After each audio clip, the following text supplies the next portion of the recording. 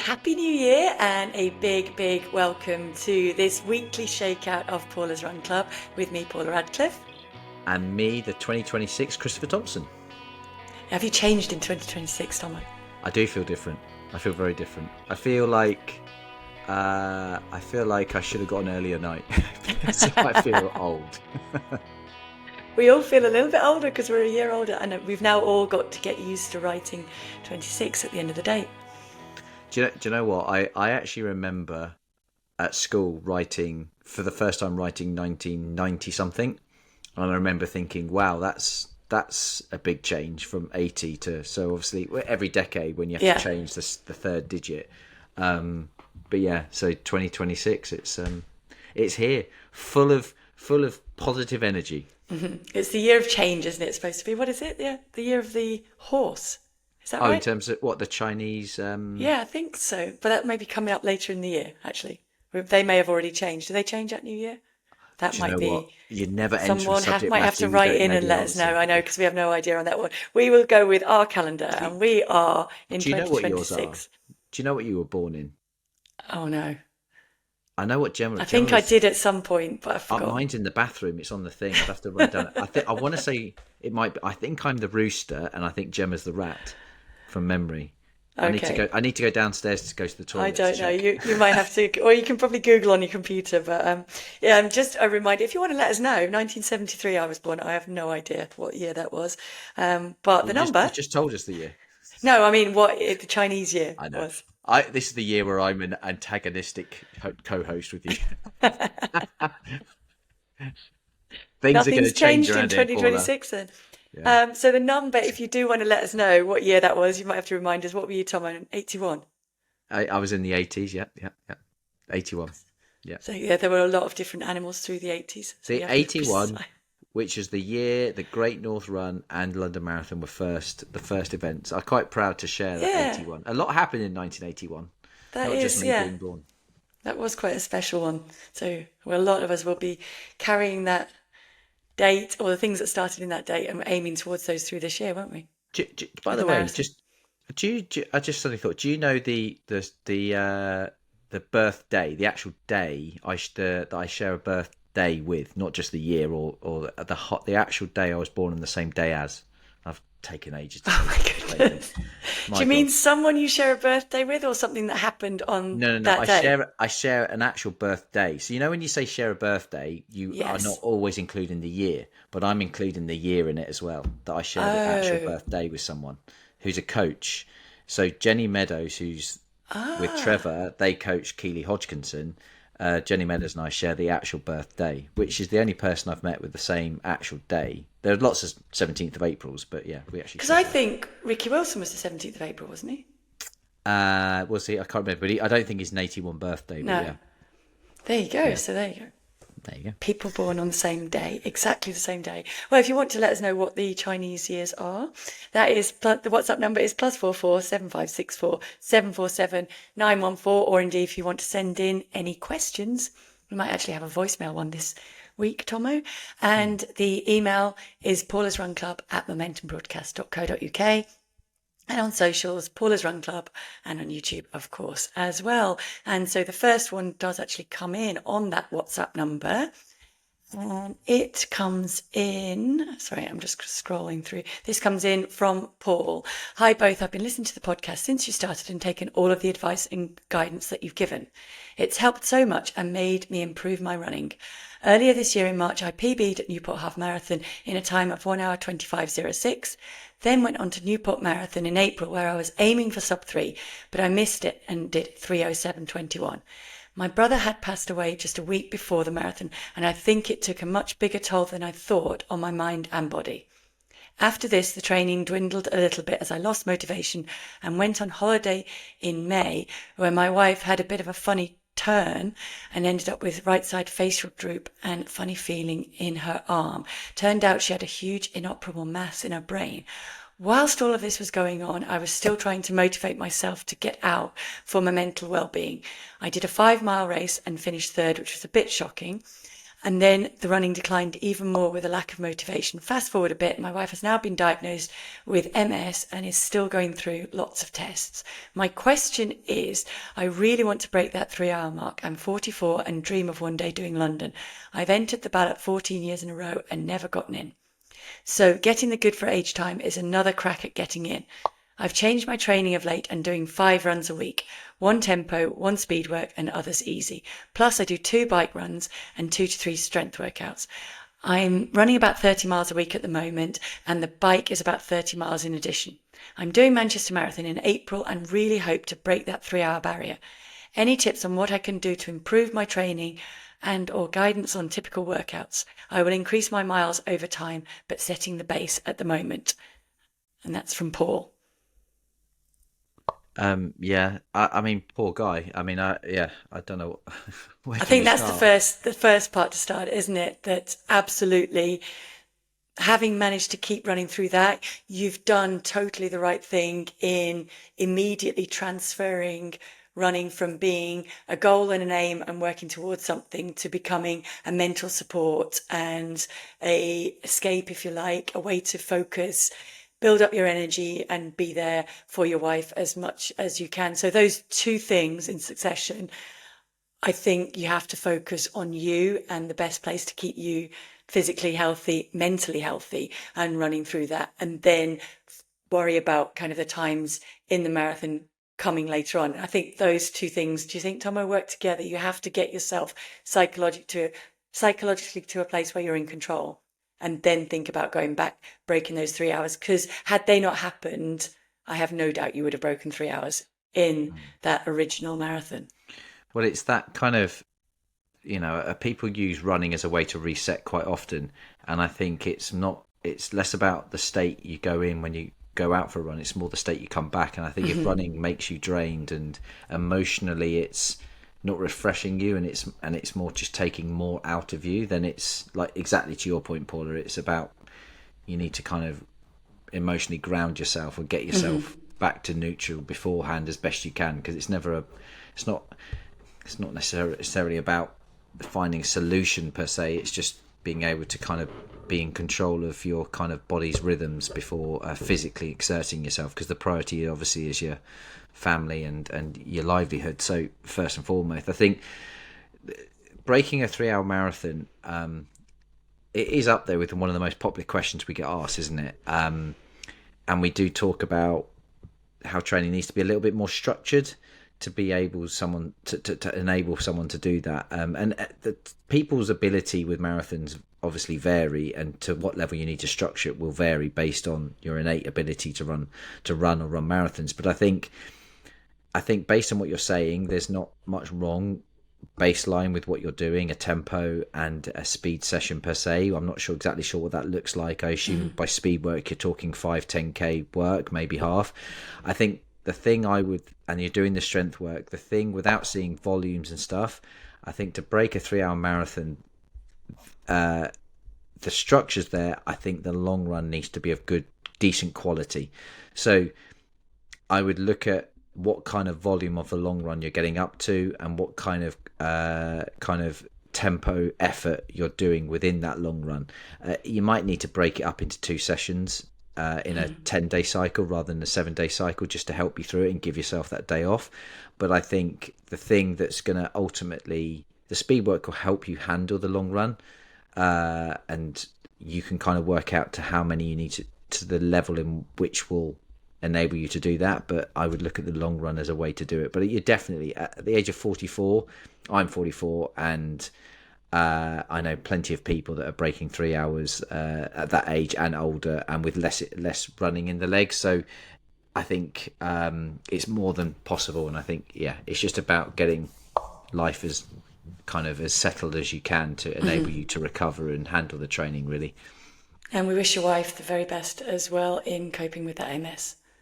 Yeah, absolutely. Quite, a sympathetic, delicate one. Obviously, they've written in, so we want to kind of talk about the things, but obviously, we're not experts in when we can't see you. It'd be good to sort of talk to you in person about it and stuff. But hopefully, we've answered your question and giving you a hug a 2026 hug, mate, Yeah. and hope and wish you the best for the future. Right. Ivy. Ivy, yes. Okay, so hi Paula and Thommo. Thank you for a fantastic podcast. I'm running London in April and have my heart set on finally breaking 4 hours. Okay, I've done 3 road marathons in the past 6 years, one in 4 hours 6 and two in 4 hours and 5. I'm a big fan of the podcast and I listen to it religiously in the run up to last year's London. Thank you very much.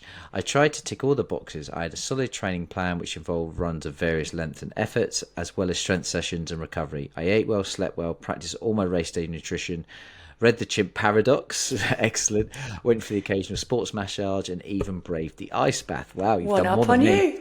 Yeah, very much. I was in good shape and was really hoping to finally break the elusive 4 hour barrier, but finished just over in 4 hours 5, again with a massive PB of 13 seconds. Exclamation mark.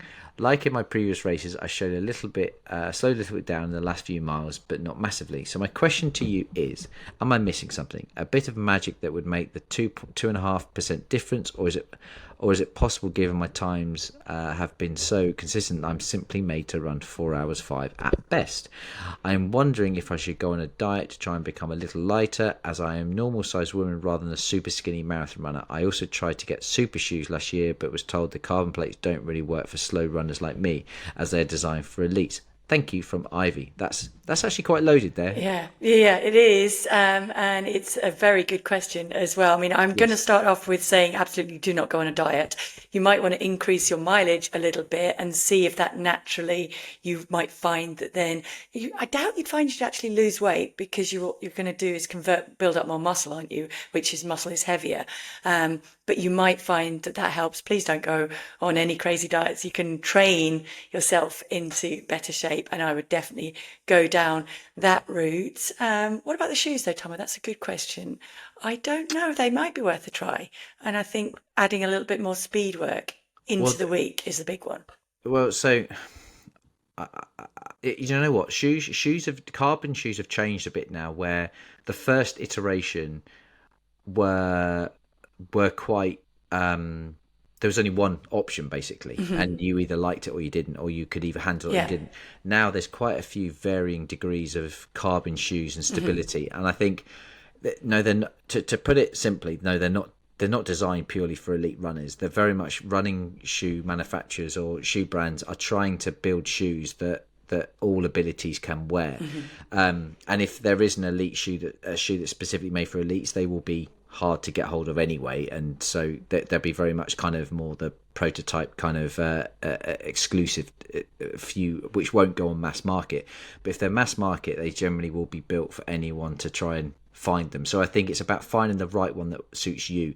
So if you need a bit more stability, there will be carbon shoes with a bit more stability, or you might want more minimalistic. It's about the big thing here is you're going to be running for 4 hours, so you need a shoe that feels as comfortable in the last hour as it does in the first hour. And having a shoe that gives you lots of bounce and lots of energy in the first 30 minutes, while that feels great in training, it's more important for the shoe to feel comfortable and supportive in the final third. And that's the bit that sometimes people can sometimes miss. They want to feel good and not think about the long-term effects. So there is certainly lots of range for you out there to look at. I also want to point out that you mentioned you had 4 hour 5 in London last year.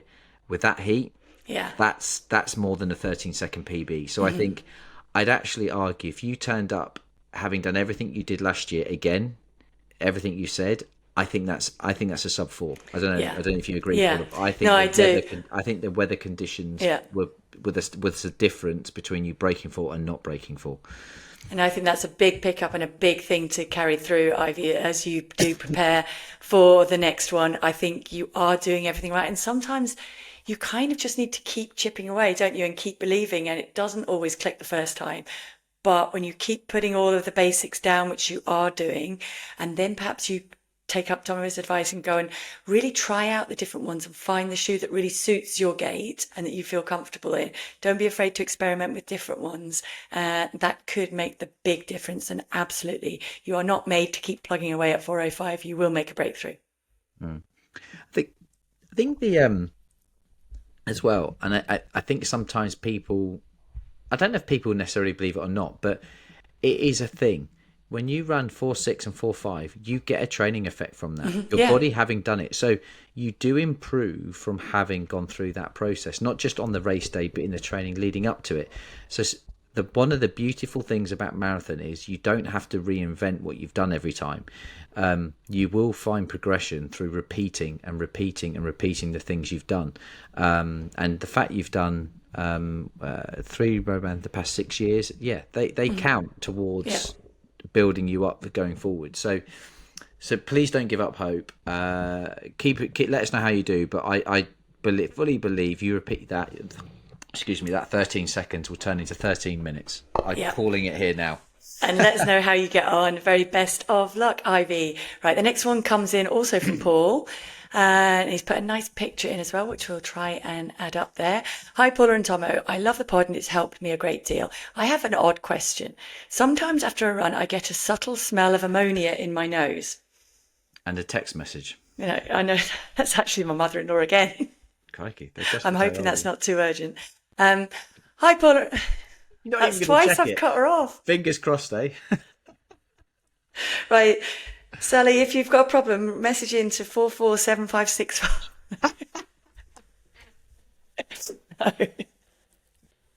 No. Brilliant. Hopefully she is okay.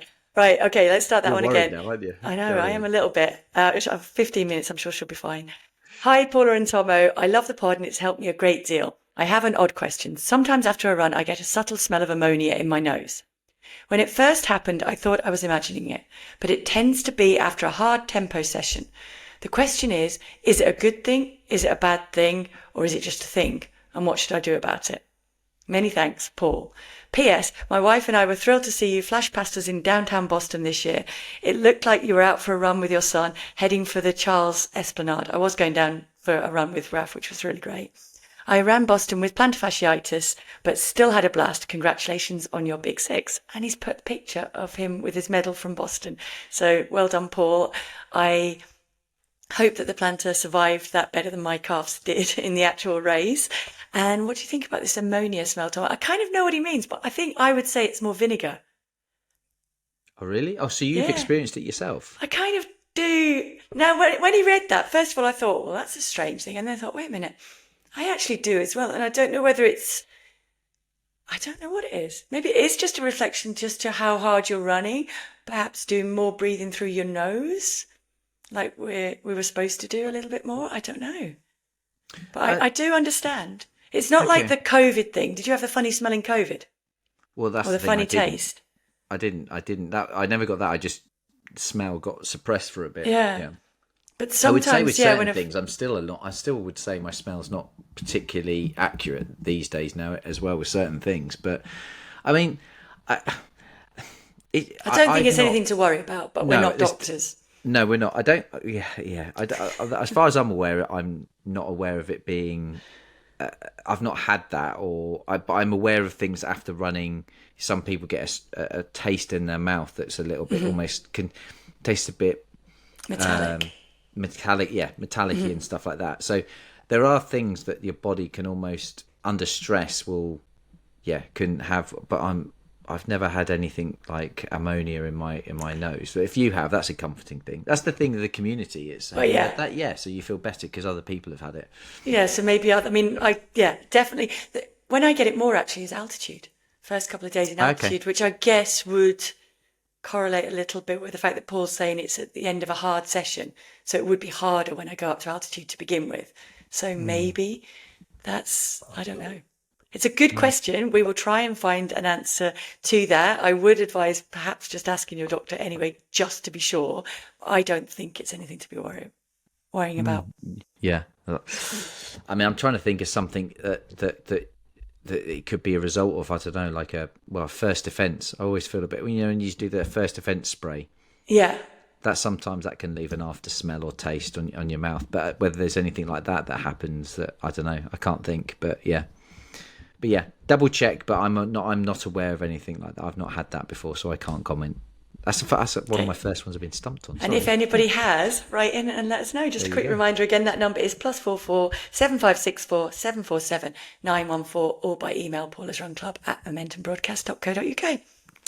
Right, I'm on to emails, aren't I? You are.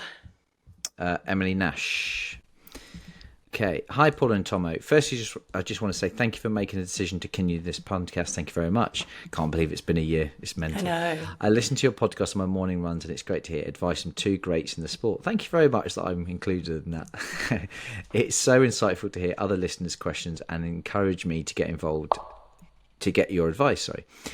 I'm 29 years old female who got into running later in life. I'm currently following a traditional 2 to 3 hard session a week and easy running in between this. I've been following this structure since the start of 2022. Prior to that, I did a bit of running, but not any structured training. I have been lucky enough to build up a really good aerobic base where my body is able to manage really high volume and not have had any serious injuries or issues. That's great. Brilliant. A typical week for me consists of 75 to 80 miles, which includes 3 sessions. Tuesday, a double threshold, grass AM PM. Thursday evening track sessions with the club, and Saturday part run or some sort of strength session, i.e. mile repeats or 1Ks. That's a good old program. Mm-hmm. The Tuesday and Thursday evening sessions are set by a lead coach at the local running club, which usually consists of minutes on off, hill reps or shorter reps with float recoveries to get us used to running with lactate in our legs at the end of a race. Excuse me. I've completed a few cross-country races this season and have struggled a lot more than I did last year. I'm not sure where I'm going wrong. My goal is to get faster, but I seem to have hit a plateau in training. I feel I'm putting a lot of work in without much reward back. I know I'm in the minority given the amount of miles I do, but I've found that high mileage has really worked for me. I would like your advice on what I can change, adjust to improve my speed and endurance, as I'm doing more than I've ever done volume and speed wise, but I've hit a rut where volume and speed just don't seem to be enough to improve. Am I being impatient, or is there something I need to change, or is it a case I have hit my peak? I love cross country, and the 5K is the most I'd love to improve over disciplines. My 5K PB is 17:58 for March 25. I'm open to any suggestion, and if you know of any good coaches that could help me too, thanks, Emily. Wow, again, a lot to answer in that. I mean, what do you think, Tom? My first gut instinct would be actually a little bit of strength training. I think doing some weight training might help to build up the muscle, which then might help to add in a little bit more speed, and certainly would be a good precursor into a little bit more structured speed workouts. So by that, I mean, I don't know what the hill workouts are that she's doing at the moment, but by trying to drive harder and faster and make the reps quicker, and maybe a little bit more recovery in between to allow her to be able to do that. Having that bigger difference between how fast you're running your workouts, because she talks a lot about the float workouts and kind of minute on, minute off, which it's hard to go really quick in. So maybe not every week, but every couple of weeks, every 3 weeks, actually do a session that's faster and see if that gets you more comfortable running faster, because the easiest way to get comfortable running quick is to actually do it more often, isn't it? Yeah. Just digesting and rereading the typical week. I think to help that as well with what you're suggesting, I'm conscious of just being too blunt, but I'm a bit unsure of the double threshold on the AM/PM on the Tuesday, and I'm just wondering whether to do what you're doing, there might need to be a reduction of taking away one of those sessions to enable you to do a bit more leg speed, as you say. So whether you do, I don't know what the volume is on the AM/PM, but doing sort of either doing one of them and not the other one, or slightly increasing one of them and not doing the other one. Yeah. And I would also consider, I don't know how you say 2 to 3 hard sessions. I would, again, I would think about maybe having a distinctive point where you do 2 in a week, or one in a week, or just give you, because if you're doing Tuesday, Thursday, Saturday, if you're doing that every week, that's quite a lot. So it might be an idea just to add a bit more like kind of easier session days, or no sessions, like do one a week, do one. You could, I've just thought of this, how about doing one, three the first week, two the next, one the next, Yeah. and then back up to three. Cycle it like that with a bit more And speed. the other point is rest days. Yes. And maybe strides at the end of easy runs, just quicker strides. It's a good way to introduce more speed, isn't it? Without adding too much and taking too much out of you. And just maybe 4 or 5 I think quick strides. definitely the message is here is, it's not a question of you doing enough. I think maybe you might benefit for a little bit more recovery in there. Yeah. And a little bit of reduced. No, I'm not saying the overall volume, but just in terms of the sessions, maybe just reduce a little bit and see how you get on. Because that, even if you take a bit of time to do that, you could then maybe go back to what you were doing and hopefully regenerate and go again. Because sometimes you can get a bit stuck in a cycle and almost just need to buck the trend a bit. So that would be my advice. Excellent. And good luck with that. Please let us know how you get on, Emily. And the final one, I think, for this special New Year's episode is from Stuart. Hi, Paula and Thommo. Firstly, love the podcast. I've gone back to listen again to certain episodes as the advice is good, hence me deciding to write in. I ran my first marathon in Dublin in October. I had such a good day and genuinely loved it, even in the rain, and also really enjoyed the training. My target was around 4 hours, and I had an eye on sneaking under it. I finished at 4 hours, 7 minutes, and I'm so happy with the result. At about 21 miles, I was unfortunately cut up by a woman who darted across me to see her friends who were spectating. I'm sorry about that. I had to jump out of the way to avoid hitting her. From that point on, I started getting the worst cramps in my calf that I've ever felt. I honestly haven't felt pain like it, with my right calf in particular going into spasm. I was so happy to finish under the circumstances and the good old Irish weather, and definitely felt like it was a better race, how it was, than if I had just breezed a sub 4. It's really kept the fire well and truly lit. I was lucky enough to get a place in the Dublin Marathon next year, and I'm running the Cambridge Half Marathon in March. I'm wondering what a realistic target could be and how to tackle the training plans next year.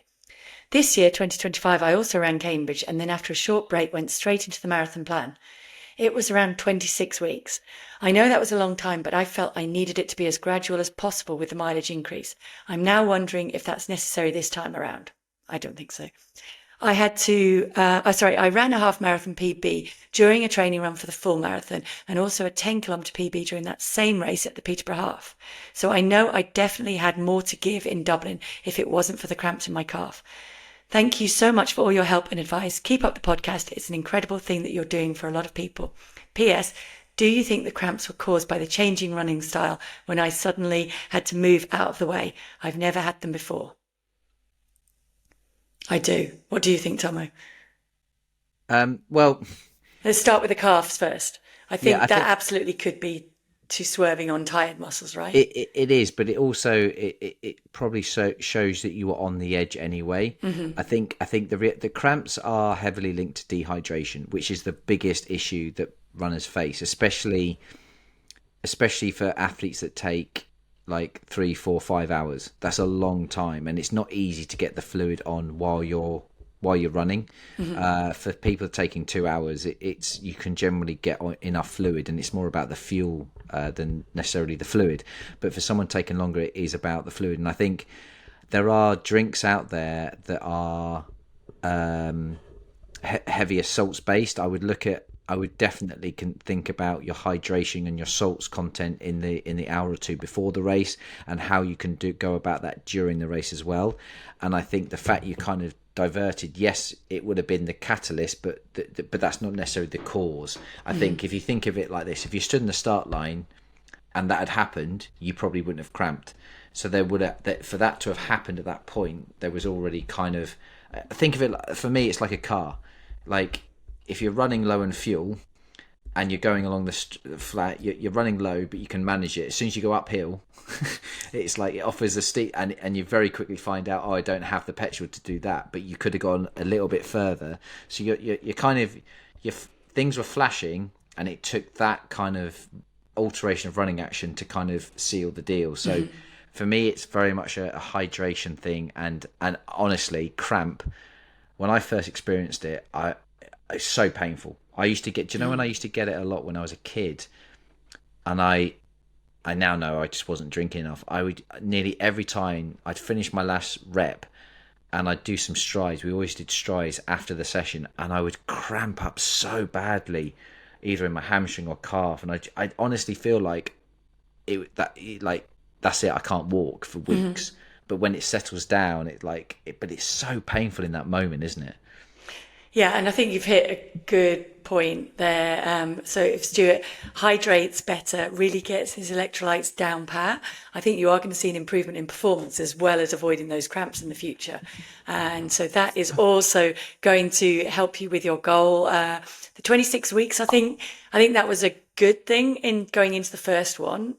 As we've talked about lots of times, there is a accumulation, isn't there? So when you train for one marathon, that training doesn't just go away when you rest and recover afterwards. It kind of gets put in the bank. So I would argue that you don't need that long of a build up the second time around. I think you can shorten that, and you can certainly build in some of the build up races as you did the last time. And yeah, just focus on that. I think the other questions were just on trying to break that sub 4. I think that is coming when you're already that close with the first one and with the cramps that you battled through. And that's another point. You managed to keep going through that where a lot of people can't. So that's a big plus in terms of ability to focus and soldier on in the race itself.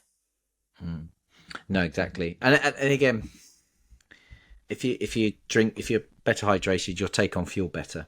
So it kind of, we talk about it a lot, but it's always good to remind and keep saying, like, I